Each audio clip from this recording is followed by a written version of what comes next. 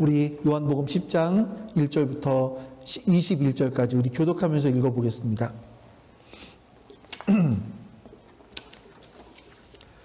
내가 진정으로 진정으로 너희에게 말한다.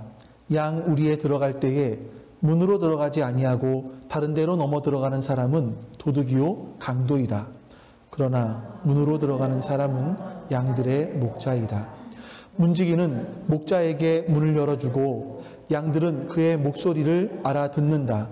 그리고 목자는 자기 양들의 이름을 하나하나 불러서 이끌어 나간다.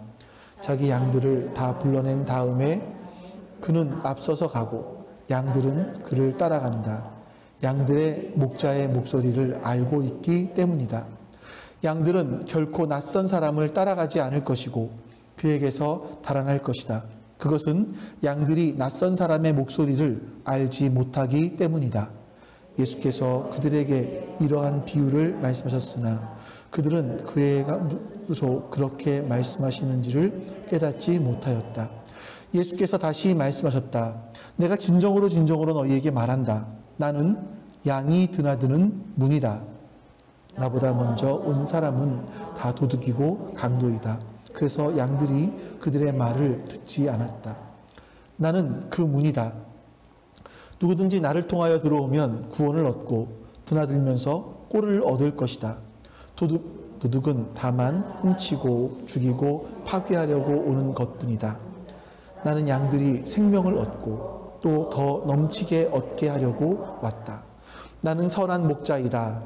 선한 목자는 양들을 위하여 자기 목숨을 버린다. 삭구는 목자가 아니요 양들도 자기의 것이 아니므로 이리가 온 것을 보면 양들을 버리고 달아난다. 그러면 이리가 양들을 물어가고 양떼를 흩어버린다. 그는 삭군이어서 양들을 생각하지 않기 때문이다. 나는 선한 목자이다. 나는 양들을 알고 내 양들은 나를 안다. 그것은 마치 아버지께서 나를 아시고 내가 아버지를 아는 것과 같다. 나는 양들을 위하여 내 목숨을 버린다. 나에게는 이 우리에 속하지 않은 다른 양들이 있다. 나는 그 양들도 이끌어 와야 한다. 그들도 내 목소리를 들을 것이며 한 목자 아래에서 한 무리 양떼가 될 것이다. 아버지께서 나를 사랑하신 그것은 내가 목숨을 다시 얻으려고 내 목숨을 기꺼이 버리기 때문이다. 아무도 내게서 내 목숨을 빼앗아 가지 못한다. 나는 스스로 원해서 내 목숨을 버린다. 나는 목숨을 버릴 권세도 있고 다시 얻을 권세도 있다. 이것은 내가 아버지께로부터 받은 명령이다. 이 말씀 때문에 유대 사람들 가운데 다시 분열이 일어났다. 그 가운데서 많은 사람이 말하기를 그가 귀신이 들려서 미쳤는데 어찌하여 그의 말을 듣느냐 하고 또 다른 사람들은 말하기를 이 말은 귀신이 들린 사람의 말이 아니다. 귀신이 어떻게 눈먼 사람의 눈을 뜨게 할 수 있겠느냐 하였다. 아멘. 여러분 투자의 귀재라고 불리는 분이 계시죠? 워런 버핏이라는 분입니다. 이제 그분은 자선 경매에 자신과의 식사 시간을 한 번씩 내놓습니다. 1년에 한 번 정도. 사람들이 이 워런 버핏과 식사를 하기 위해서 2-3시간 정도 식사를 하기 위해서 경매에 참석을 해요. 그런데 경매가가 계속 올라갑니다. 2019년도에 얼마까지 됐냐면 456달러가 아니라 456만 달러. 우리나라 돈으로 환산하면 54억. 그 워런 버핏과 식사를 한번 하기 위해서 54억이라는 돈을 내고 식사를 하는 거예요. 물론 이제 이 돈은 이 워런 버핏이 갖는 게 아니라 그 어려운 사람들을 돕는데 사용하게 되죠. 사람들이 여러분 54억이라는 돈을 내면서까지 이 워런 버핏과 식사를 하려고 하는 이유는 뭘까요? 여러 가지가 있을 거예요. 이제 그 중에 한 가지는 어떤 사람 같은 경우는 보니까 2018년도인가 그 사람은 그러니까 거의 뭐 버핏에게 그 스카웃 될 정도의 그런 일들이 있기도 했었어요. 근데 대부분의 경우를 보면 이 워런 버핏이 투자의 귀재이다 보니까 어디에 투자를 할까요? 앞으로 어떤 종목이 뜰까요? 내가 앞으로 어떤 사업을 해야 될까요? 이런 거를 원한다는 거죠. 사람들이 다 그렇지 않을까요? 사람들은 미래라는 것이 불확실합니다. 앞을 모르죠. 그렇기 때문에 내가 앞으로 어떻게 해야 될지에 대해서 굉장히 궁금해해요. 그리고 내가 하고 싶은 일들, 내가 하려는 일들에 대해서 사람들이 누군가 먼저 했던 사람들이, 좀 뛰어난 사람들이 조언을 해줬으면 좋겠다. 이게 보통 사람들이 갖는 마음입니다. 근데 우리가 뭐 멘토라고 하기도 하고 뭐 리더라고 할 수도 있겠는데 그런 사람들을 만나는 거 정말 어려운 것 같아요. 저도 역시 보면 저의 삶 가운데 제가 어려울 때, 뭐 문제가 있었을 때, 뭐 교회의 문제, 저 개인적인 고민들, 이런 문제들을 상담할 수 있는 분이 없었습니다. 혹시 여러분들은 있으신가요? 뭐 기술적인 문제 내지는 뭐 다른 어떤 문제, 내 고민의 문제를 누군가에게 상담할 만한 그런 분들이 있으셨나요? 사람들은 인생에서 조언을 구할 만한 멘토를 찾죠. 근데 많은 경우는 만나지 못합니다. 여러분들, 우리의 인생 가운데 그 사람이 걸어간 길을 바라보며 뒷모습을 바라보며 따라갈 수 있을 만한 사람, 내가 참 어려울 때 살면서 나에게 필요한 지혜를 주기도 하고 내가 잘못하고 있을 때 경고를 주기도 하고 또 힘들어할 때 용기도 줄 수 있는 그런 리더, 그런 리더를 젊은 시절에 만날 수 있다면 그건 굉장한 복을 받은 것일 겁니다. 오늘 말씀에서는 이제 이 리더십에 대한 부분들을 같이 한번 생각을 해보려고 해요. 근데 문제는 뭐냐면 우리 인생들은요, 사람들은 원하든 원하지 않던, 나쁜 것이든 좋은 것이든 사람들은 누군가를 보면서 따라가죠. 따라갑니다. 배워갑니다. 어릴 때는 가장 먼저 배우는 분들이 부모님, 선생님, 조금 자라서는 책을 읽으면서 어떤 위인들, 때로는 학교의 선배들, 이런 분들을 보면서 우리가 배워 나갑니다. 그분들을 모방하는 거죠. 이렇게 모방하면 살아가다 보면 어느새 또 우리가 리더가 돼야 될 때가 있어요. 우리가 리더가 되는 것은 나는 리더 하고 싶지 않아, 이게 아니라 때로는 나이가 돼서 또 때로는 그 한 곳에 오래 있어서 리더가 되는 경우들도 있죠. 직장에서 오래 있어서 리더가 되기도 하고 어떤 뭐 그 취미 생활을 하는데 내가 오래 거기 동아리에 머물러 있었기 때문에 리더를 하라고 하기도 하고, 뭐 동창회, 학교, 어디에 속해 있던 사람들은 점점 리더로 되어 갑니다. 그럴 때 여러분, 우리는 어쩔 수 없이 리더가 되어 가요. 그때 우리는 리더십을 발휘할 수 있어야 되는 거죠.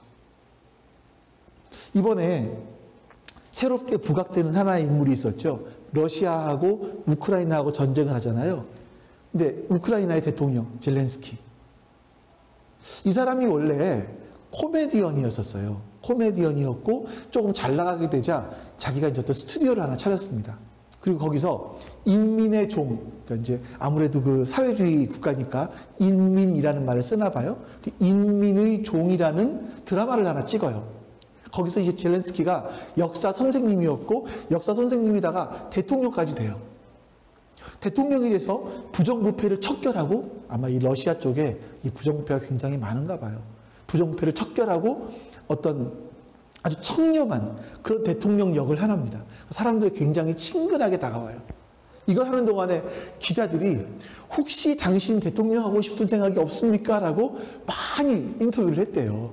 근데 그때마다 거절을 했는데, 결정적인 게 뭐냐면 이 같이 그 드라마를 촬영했던 사람들 있잖아요. 이 사람들이 모여서 드라마 제목인 인민의 종이라는 정당을 창당합니다. 그리고 젤렌스키를 대통령으로 내보내요. 됐어요. 또 그래서 코미디언이었다가 드라마 찍었다가 대통령까지 된 거죠. 이제 이게 젤렌스키가 대통령이 됐지만 정치계는 또 다르잖아요. 국민들의 지지는 있을지 모르지만 정치계는 다르잖아요. 그래서 처음에는 막 탄핵 이런 것도 있고 어려움을 겪기도 했나 봐요. 근데 지금 어떤 줄 아세요? 러시아가 우크라이나를 침범했고, 그때 처음에는 젤렌스키가 어디 숨어 있느냐, 도망갔냐라고 했지만 그는 전쟁을 잘 이끌어 왔습니다.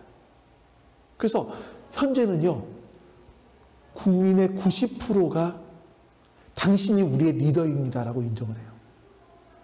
우크라이나 국민 90%가 젤렌스키를 당신이 우리의 리더입니다 라고 인정을 하는 그런 지지를 보내고 있다는 거죠. 그래서 이 젤렌스키가 새롭게 요즘에 좀 뜨고 있는 그런 리더가 아닌가 하는 생각이 듭니다. 학자들이 이야기를 해요. 리더는 어떤 덕목을 갖고 있어야 될까? 여러분도 다 리더이시기도 하고 리더가 되시기도 하실 거예요. 그럼 우리는 어떤 어떤 것을 갖고 있어야 될까? 여러분들이 한번 체크를 해보실 거예요, 지금요. 자, 표현 하나 보여주실래요? 3가지예요. 나는 사람을 섬기는 사람인가? 사람을 이용하는 사람인가? 여기서 1점부터 시작해 10점까지예요. 여러분은 어디쯤에 있으신가를 한번 체크해 보시는 거예요. 물론 100% 나는 사람을 섬겨. 나는 100% 사람을 이용해. 이런 사람은 별로 없을 것 같아요. 근데 여러분들은 어디선가 있겠죠. 어디가 더 가까우실까요? 10에 가까우실수록, 그러니까 이게 좀 위에 제목이 바뀌었나? 사람을 섬기는 게 10점이고 사람을 이용하는 게 1점이에요. 여러분 어디 가까우세요? 좋은 리더일수록요, 사람을 이용해서 자기의 것을 챙기려고 하기보다 사람들을 섬깁니다. 사람에게 관심을 갖죠. 자기 목적에 따라서 사람들을 조작하지 않습니다. 좋은 리더의 관심은 사람입니다. 2번째는요, 본질을 추구하느냐, 비본질을 추구하느냐예요. 자, 본질을 추구한다, 비본질을 추구한다. 좋은 리더일수록요, 내가 뭘 해야 되는지를 알아요. 내가 뭘 해야 되는지. 이거 굉장히 중요한 능력인데, 리더 중에서 모든 일들을 다 하려는 사람이 있어요. 아마 자꾸 제가 찔려요, 이게. 제가 본질보다 난 비본질을 더 많이 한 거 아닌가 하는 생각이 들 정도로 저는 모든 일을 다 하려고 했어요. 근데 거기에 문제점, 학자들이 말하는 문제점들이 뭐냐면, 비본질적인 것까지 다 챙겨주다 보면 거기에 집중하기 때문에 정작 본질적인 것을 놓친다라는 거예요. 우리 기독교에서 본질은 뭐고 비본질은 뭘까? 다 아실 것 같아요. 좀 이따가 다시 보도록 하고요. 근데 문제가 뭐냐면, 비본질적인 것만 막 열심히 하다 보면 도와주는 사람이 없어진대요. 그래서 본질에 대해서 내가 어떤 자세를 취하느냐 굉장히 중요한 것이고요. 3번째는 우리가 리더십을 행사하다 보면 대가를 지불해야 할 때가 오죠. 대가를 지불해야 할 때가 와요. 그때 대가를 내가 지불하느냐 아니면 대가를 회피하느냐, 이거죠. 여러분들 어떠십니까? 여러분들은 어떤 상황이세요? 한번 여러분들 스스로 점수를 매겨보시는 것도 좋겠다라는 생각이 듭니다. 근데 여러분, 이것이 시대마다 조금씩 다 다르긴 하지만 학자들이 보통 말하는 리더의 모습이에요. 그럼 이 리더의 모습을 가장 잘 갖추신 분이 누구실까요? 사회학자들이 얘기하는 거지만 이 리더십을 가장 잘 갖추신 분은 바로 예수님이시더라라는 겁니다. 오늘 본문에서 보시면 예수님은요, 스스로를 가리켜서 나는 선한 목자다 라고 말씀하세요. 왜 예수님이 선한 목자, 참된 리더인지를 설명해 주시는 거죠. 먼저는요, 예수님은 첫 번째, 사람을 이용하지 않습니다. 예수님 성경 말씀 보세요. 예수님이 사람을 이용하신 적이 있습니까? 없어요. 예수님은 사람들을 섬기셨습니다. 사람들과의 인격적인 관계를 계속 맺으시는 거예요. 우리 요한복음 10장 3, 4절 말씀 보죠. 같이 한번 읽어보겠습니다. 문지기는 목자에게 문을 열어주고 양들은 그의 목소리를 알아듣는다. 그리고 목자는 자기 양들의 이름을 하나하나 불러서 이끌고 나간다. 자기 양들을 다 불러낸 다음에 그는 앞서서 가고 양들은 그를 따라간다. 양들이 목자의 목소리를 알고 있기 때문이다. 예수님은요, 양들의 목자, 또 양들은 그의 목소리를 알아듣는다, 이렇게 얘기해요. 양들은 양들이 예수님을 따라가는 이유는 그 목자의 예수님의 목소리를 알고 있기 때문이다라는 겁니다. 목자가 양들의 이름을 하나하나 불러주듯이 예수님은 우리를 우리 하나하나에 관심을 갖고 계신 분이다 라고 말씀하시는 거죠. 근데 좋지 않은 리더도 있어요. 좋지 않은 리더는 누구인가 하면 5절 말씀.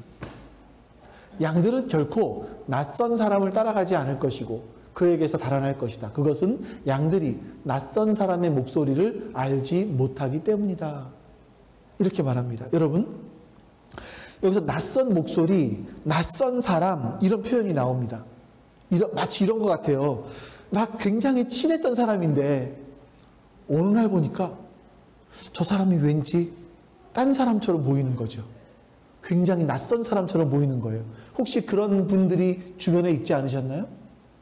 굉장히 가까운 사람인 것 같아요. 굉장히 친근한 사람인 것 같았어요. 근데 어느 날 위기의 순간이 다가오자 그 사람이 낯설게 여겨져요. 왜 그런가 하면 인격적인 관계가 아니었기 때문에 그렇습니다. 그냥 형식적인 관계이고 어떤 뭐랄까요? 인격적인 관계를 맺지 않았기 때문에 그 사람의 속에 있는 것까지도 보여주지 않고 감추어 놓았기 때문에 그런 거죠. 실제를 잘 몰랐던 겁니다. 근데 예수님은요, 양들의 이름을 하나하나 불러주신다라고 말씀하십니다. 양들과 가까우세요. 예수님은 말로만 이렇게 주장하는 것이 아니라 삶의 현장에 실제로 사람들과 함께 했습니다. 자, 여러분, 우리가 지금까지 요한복음을 쭉 읽어보시면서 제일 처음 기적을 일으키신 곳이 어디죠? 가나의 혼인잔치죠.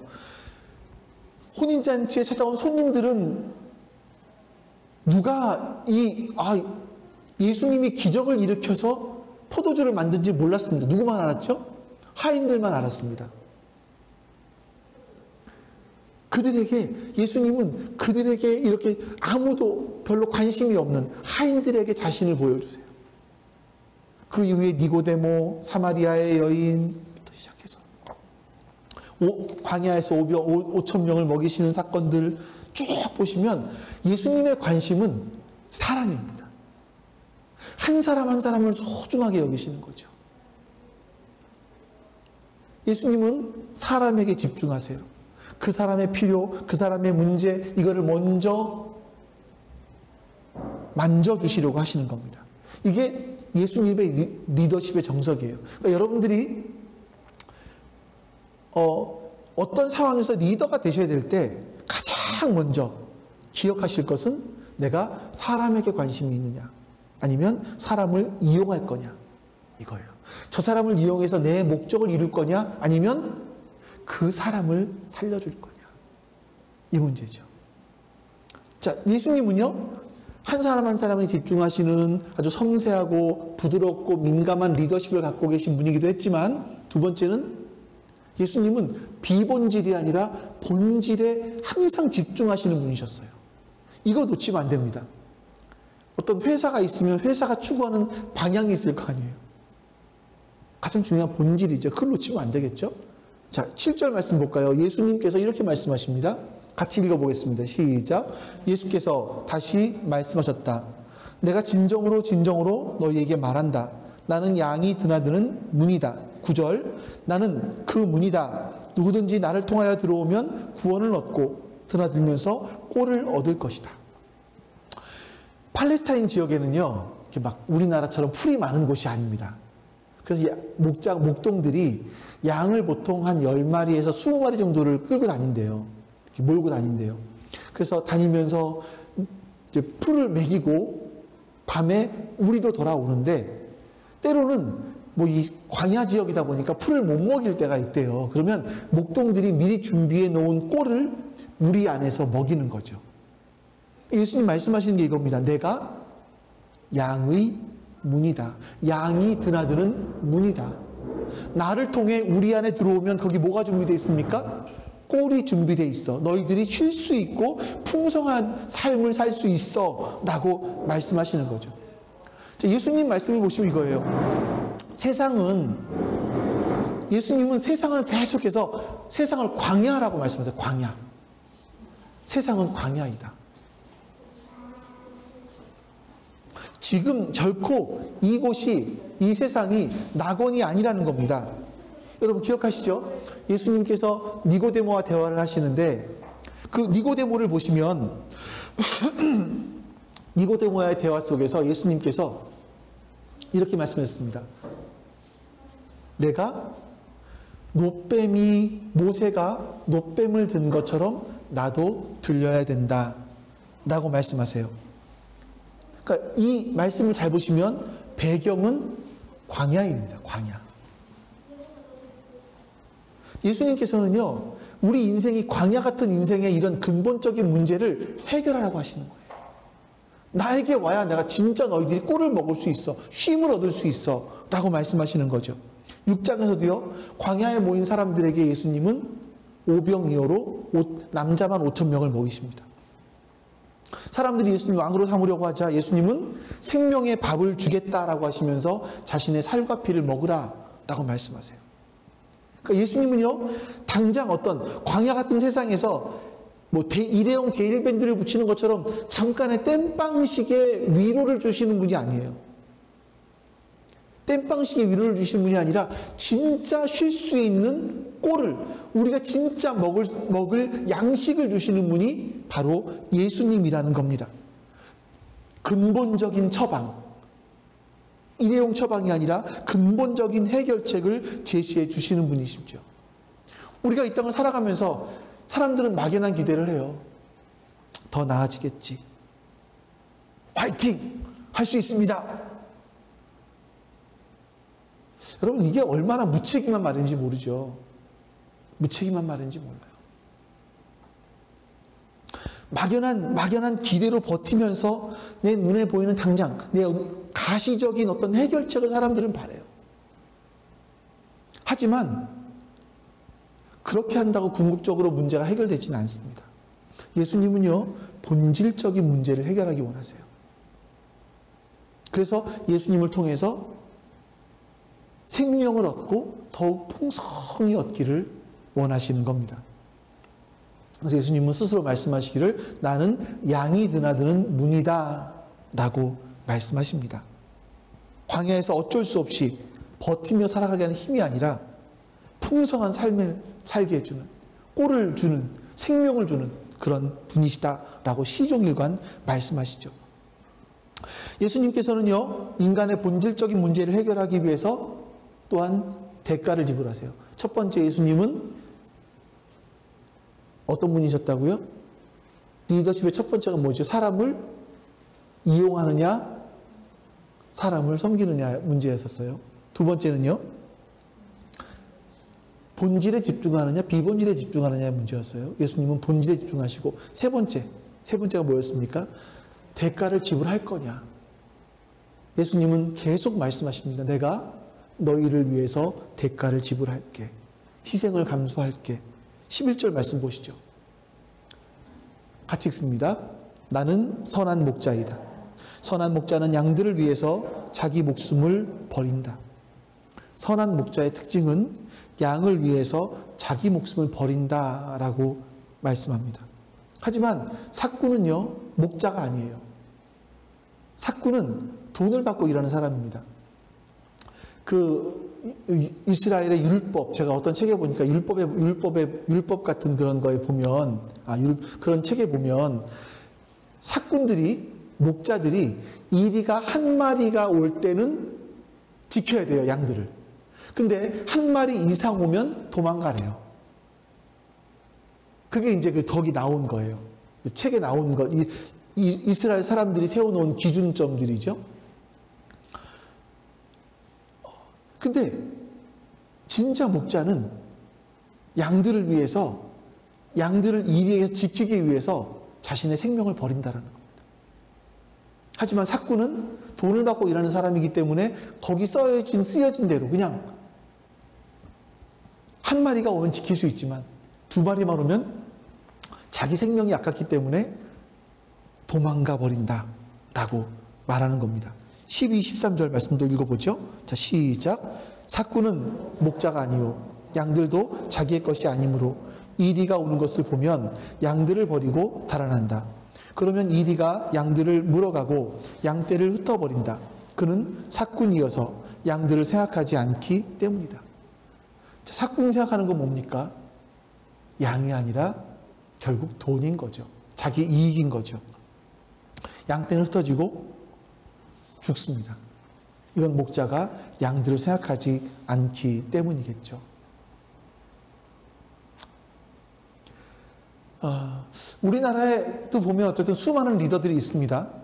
근데 사람들을 섬기는 리더를 찾기는 참 어렵습니다. 교회에서도 이런 얘기들이 있어요. 제가 얼마 전에 들은 이야기를 보면 한 권사님이신데 이분이 남편으로 인해서 돈이 굉장히 많은 분이셨어요. 남편 돌아가셨고, 근데 목사님이 권사님, 우리 교회 이러한 일을 하려고 하니까 좀 돈을 헌금 좀 하시죠. 이랬더니 그 권사님께서 하시는 말씀이 내가 젊은 목사님의 야망을 위해서 내 돈을 왜 내지요? 이렇게 얘기를 하더랍니다. 그러니까 목사도 역시 보면 자신의 야망을 위해서 하는 경우들이 많이 있다라는 겁니다. 자기의 유익을 위해서 상대를 이용하는 거죠. 이거는 교회가 이 정도면 세상은 더 엄청나겠죠. 드라마에서 간혹 볼 수 있는 것처럼 상사가 직원의 어떤 공로들을 가로채기도 하고 자신의 실책을 직원에게 전가시키기도 하고, 다 이게 뭐겠습니까? 삭군이죠. 목자가 아닌 겁니다. 하지만 좋은 목자, 선한 목자는 자신을 위해서, 양들을 위해서 자신의 목숨을 버립니다. 자발적으로 희생하는 거죠. 15에서 18절 말씀 볼까요? 자, 같이 읽어보겠습니다.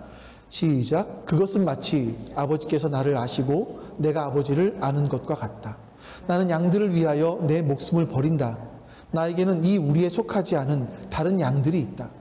나는 그 양들도 이끌어와야 한다. 그들도 내 목소리를 들을 것이며 한 목자 아래에서 한 무리 양떼가 될 것이다. 아버지께서 나를 사랑하신다. 그것은 내가 목숨을 다시 얻으려고 내 목숨을 기꺼이 버리기 때문이다. 아무도 내게서 내 목숨을 빼앗아가지 못한다. 나는 스스로 원해서 내 목숨을 버린다. 나는 목숨을 버릴 권세도 있고 다시 얻을 권세도 있다. 이것은 내가 아버지께로부터 받은 명령이다. 자, 예수님은 계속 말씀하시는 게 이겁니다. 누가 시켜서 내가 이 일을 하는 것이 아니라 자신이 원해서 스스로 내 목숨을 너희에게 준다라고 반복해서 계속 말씀하시는 거예요. 자, 여러분들 한번 생각해 보십시오. 예수님께서 여러분들을 위해서 생명을 주셨대요. 목숨을 주셨대요.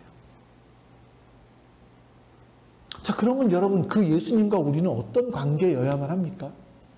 우리가 그거를 진짜 여러분 여기로 말고 여기로 받아들이면 우리는 그 말씀을 들을 때마다 어떤 반응이어야 될까요?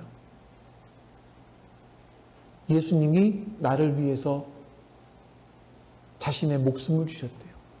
어떤 반응이어야 될까요? 예수님은 3장부터 시작해서 보면 노뱀이 들린 것처럼 나도 들려야 돼. 이렇게 자신의 죽음을 간접적으로 말씀하십니다. 6장에서는 내가 생명의 밥이야. 너희들이 내 살과 피를 먹어야 돼 라고 말씀하시면서 죽음을 시사하시죠. 근데 10장부터 보니까 직접적으로 내가 죽을 거야 라고 말씀하세요. 내가 너희를 위해 죽을 거야 라고 노골적으로 밝히시는 거죠.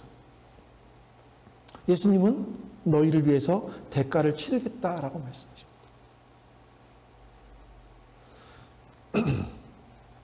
여러분, 예수님의 리더십은요, 처음에 보았던 이 세 가지의 리더십이 가장 잘 드러나 있는 분이시라고 말씀드릴 수 있습니다. 예수님은 사람을 소중히 여기셨고 본질에 집중하셨고 또 대가를 지불하시는 아주 훌륭한 리더십을 갖춘 그런 분이십니다.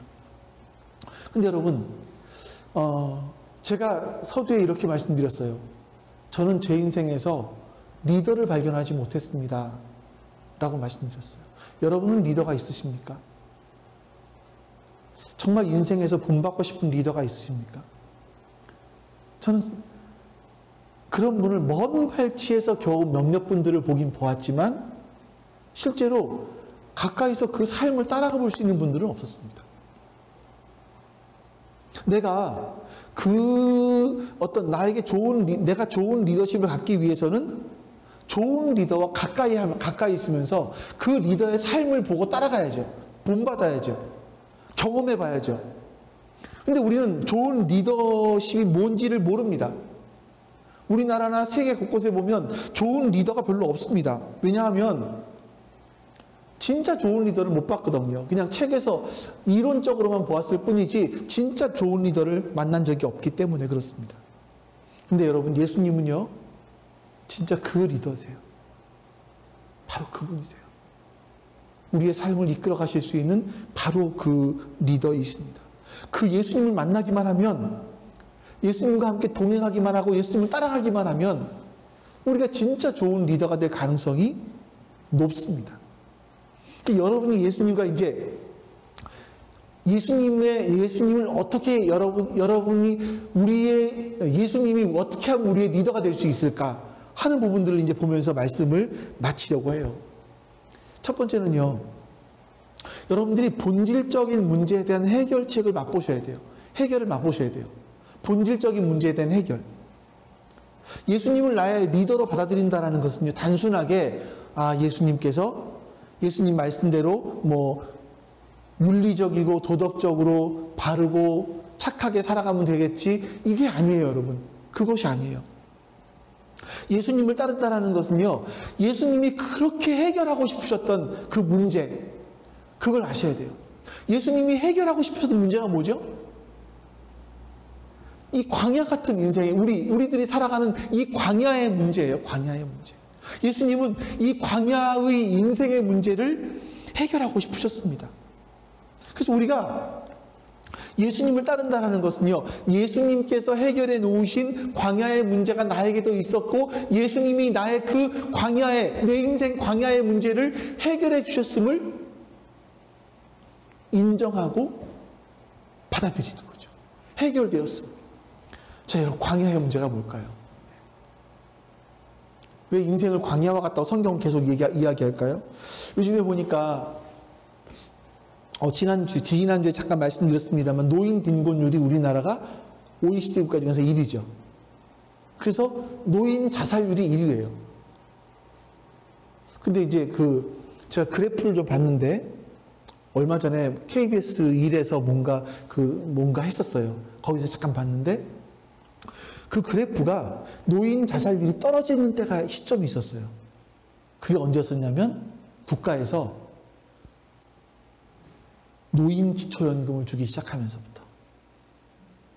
노인 기초연금을 주기 시작하면서부터 시작해서 자살률이 떨어지기 시작하더라고요.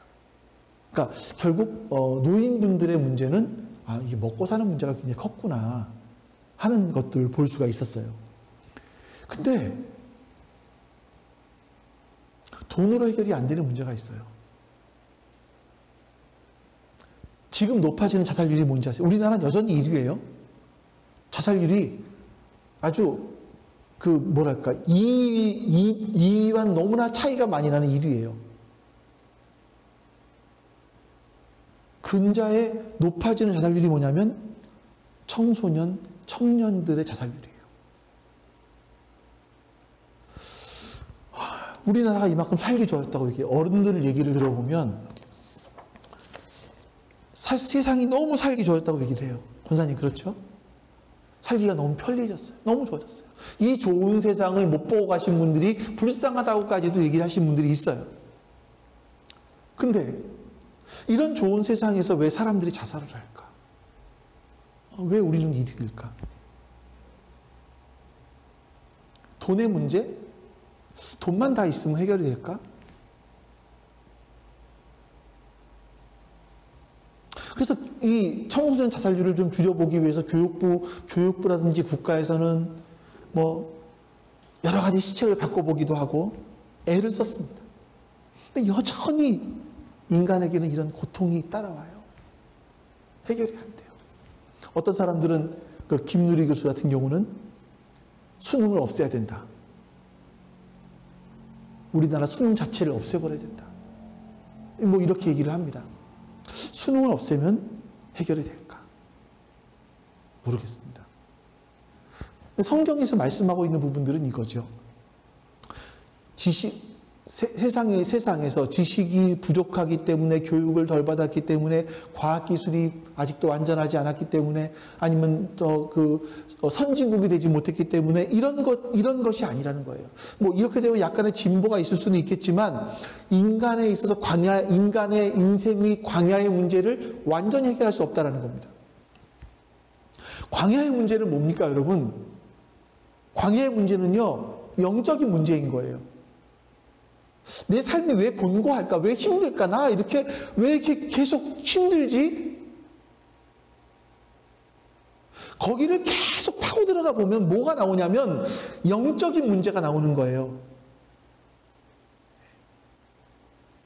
난 정말 성경 읽는 것도 요즘엔 별로 귀찮아지는 것 같고, 교회 나오는 것도 좀 싫은 것 같고, 예배 드리기도 싫은 것 같고, 그것을 사람들은 누구 때문이야, 무엇이 문제야 라고 말할 수 있겠지만, 사실은 더 깊이 파고 들어가 보면 거기서 뭐가 있냐면 영적인 문제가 부딪혀요. 영적인 문제라는 게 뭐냐면요, 하나님과의 관계인 거예요. 하나님과의 관계가 좋으면 하나님으로부터 오는 그 생명력, 그 꼴을 얻어 먹기 때문에 우리가 풍성한 삶을 살 수 있어요. 풍성한 삶이라는 건 이런 거일 수 있을 것 같아요. 내 인생의 가지 속에, 내 가지를 통해서 새들이 와서 깃들 수 있는 삶. 그러니까 이건 여러분 이렇게 보시는 거 아니에요. 어떤 사람은 CEO가 돼서 자신의 밑에 많은 사람들을 거느리고 그 사람들을 먹여 살리는 것만 이거 얘기하는 건 아니에요. 누군가에게 쉼을 줄 수 있는 사람들은 돈을 많이 갖고 있는 어떤 CEO를 말하는 건 아니에요.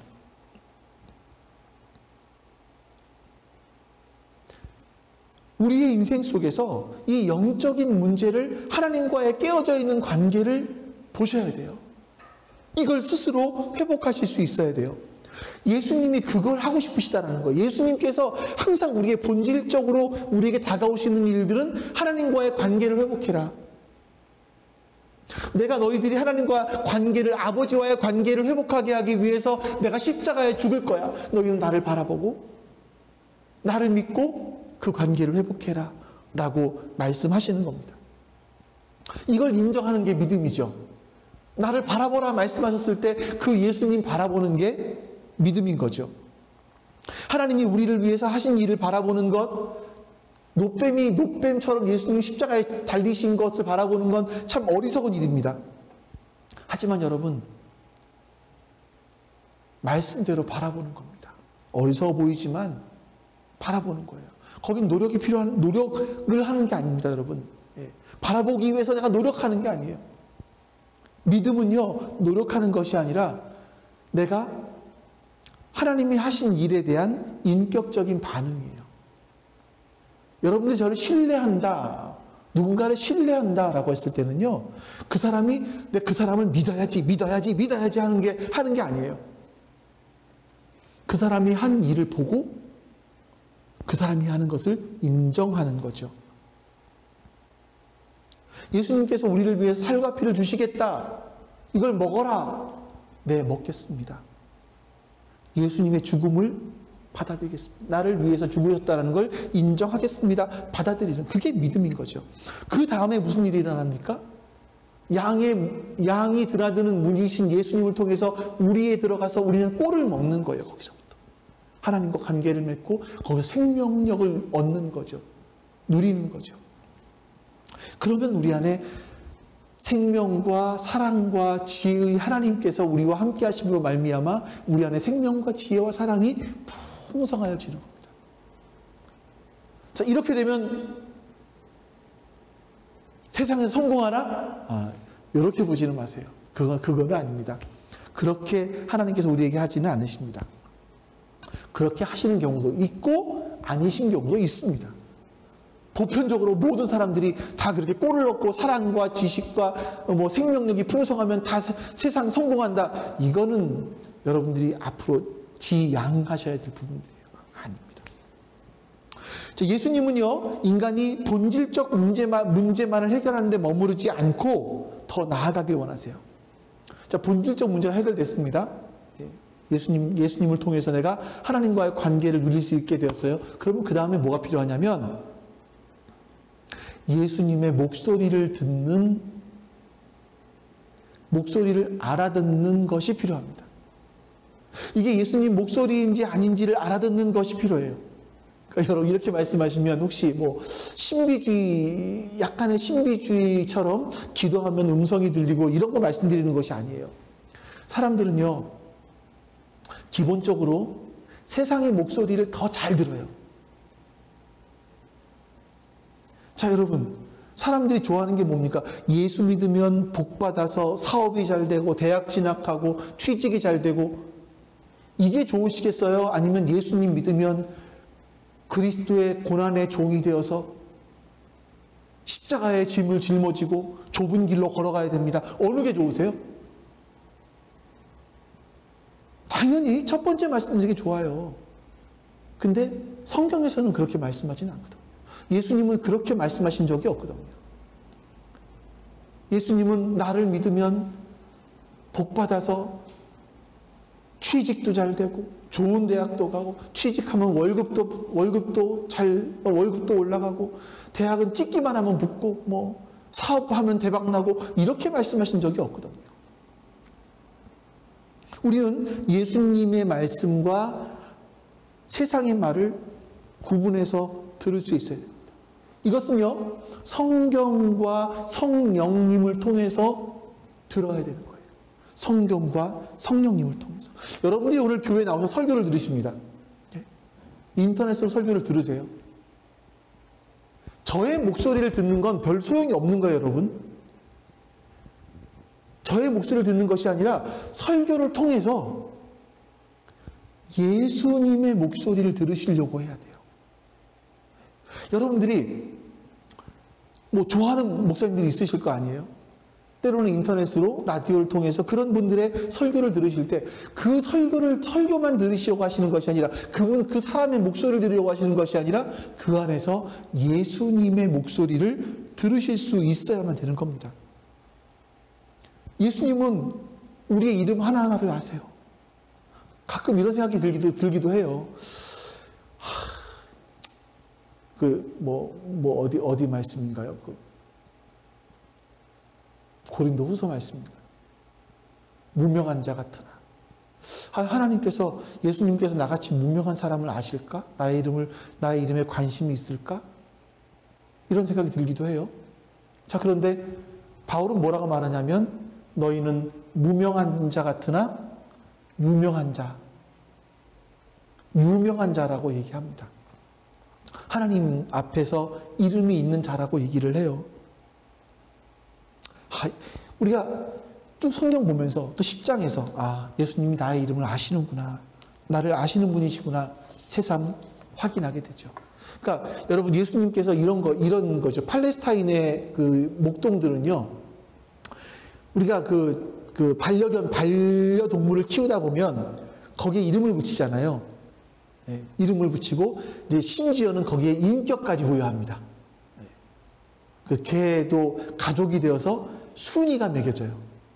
만약에 저 같은 경우는 저희 집에 지금 예찬이까지 포함해서 6, 7 정도가 살아요.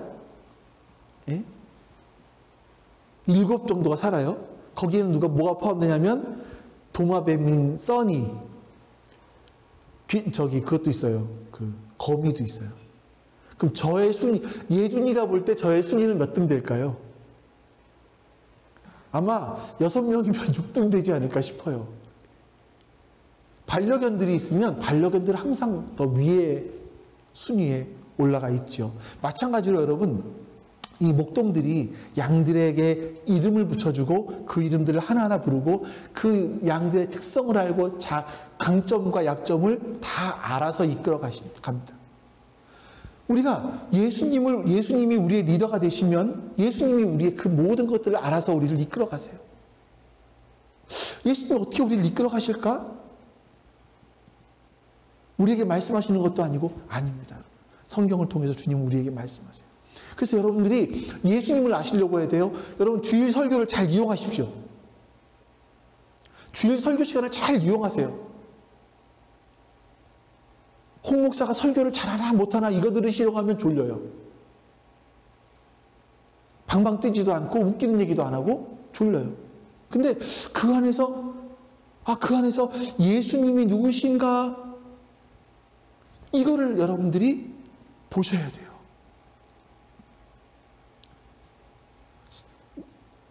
목회자가 여러분, 제가 성경이 아닌 성경이 아닌 데서 이상한 얘기들을 자꾸만 하면 안 되겠지만, 여러분들은 말씀 속에서 주님의 말씀을 들으시는 거죠. 매일 말씀 묵상하십니까? 말씀 묵상하는 게 중요한 게 아니에요. 네? 나는 말씀 묵상했다, 읽었다, 땡. 이게 아니라 그 속에서 예수님을 찾아보시려고 해야 돼요. 신학자들은요, 하루에 10시간씩 성경을 연구합니다만 예수님을 발견하지 못한 분들도 많이 있다고 해요. 성경을 읽는 시간, 설교를 듣는 횟수, 이게 아니라 그 안에서 예수님의 목소리를 듣느냐가 더 중요한 겁니다. 성경을 통해서 여러분 예수님의 목소리를 듣고 예수님이 나를 이끌어 가시는 대로 한번 따라가 보세요. 때로는 여러분 찬양을 들으시면서 그 찬양 속에서 주님께서 나에게 들려주시는 그 음성을 한번 들어보세요. 얼마나 놀라운지. 저는 오늘 아침에도 하나님의 열심이라는 그 리딤이라는 애들인데 그 가수 복음성가 가수들이 요즘에는 뭐 가수라고 해서 이게 희한해요. 어쨌든 그 막 뭐랄까 이 일반 가수 대중 가수처럼 이렇게 막 앨범 발표하고 그러지도 않아요. 유튜브에다 그냥 곡 하나 올려요. 가수인데 뭐 그러거나 아니면 그러고 나서 이제 앨범도 올리기도 하지만 뭐 저기 지니 같은 데 올리기도 하지만요. 근데 오늘 아침에도 하나님의 열심이라는 찬양을 들었는데 제가 금요일 날부터 듣기 시작한 찬송인데 하나님께 저에게 계속 그 찬송을 통해서 저에게도 말씀하십니다. 아주 귀한 경험들이에요. 여러분 찬송도 들어보세요. 출근하실 때 이어폰 꽂고 뭐 들으십니까? 한번 설교도 들어보시고요. 찬송도 들어보시고요. 예수님은 우리의 본질적인 문제를 해결하고 싶어 하시는 분이세요. 그분이 우리의 리더가 되었으면 얼마나 좋을까요? 그분이 우리의 리더가 되어주시면 우리가 그분을 배우고 따라갈 수 있다면 우리 역시 이 땅에서 좋은 리더가 될 수 있을 겁니다. 예수님을 리더로 삼았던 사람들이 지난 2000년 기간 동안 많이 변했어요. 세상을 많이 변화시켰어요. 알게 모르게. 기독교의 영향력이 안 미친 곳이 없다 할 정도로 굉장한 영향력을 미쳤습니다. 여러분들과 제가 예수님을 리더로 삼는 그 대열에 같이 동참할 수 있기를 주님의 이름으로 축원합니다. 아멘. 하나님께서 우리의 목자가 되어주셨기에 너무나 감사드립니다. 주님이 우리를 인도에 가시는 곳은 푸른 초장이고 쉴만한 물가이기에 우리에게 풍성한 꼴을 주시고 우리의 목이 마르지 않도록 마실 물을 주시는 우리의 하나님을 기억할 수 있게 하여 주시옵소서. 그래서 주님과 함께 거함으로 말미암아 부족함이 없는 그런 풍성한 삶이 우리 가운데 있음을 하나님 깨닫게 하여 주시기 원합니다.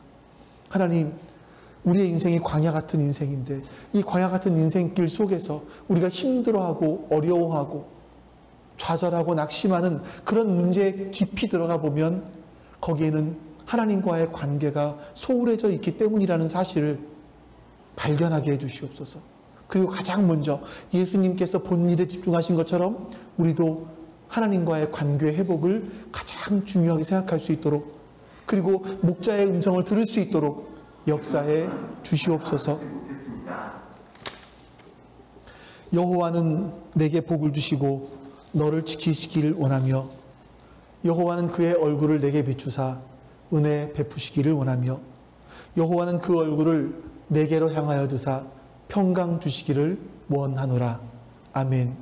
이제는 우리 주 예수 그리스도의 은혜와 그 크신 하나님 아버지의 사랑하심과 성령 하나님의 교통하심이 오늘 예배드린 모든 백성들, 하나님 백성들 머리 위에 지금부터 영원토록 함께 하시기를 간절히 축원하옵나이다. 아멘.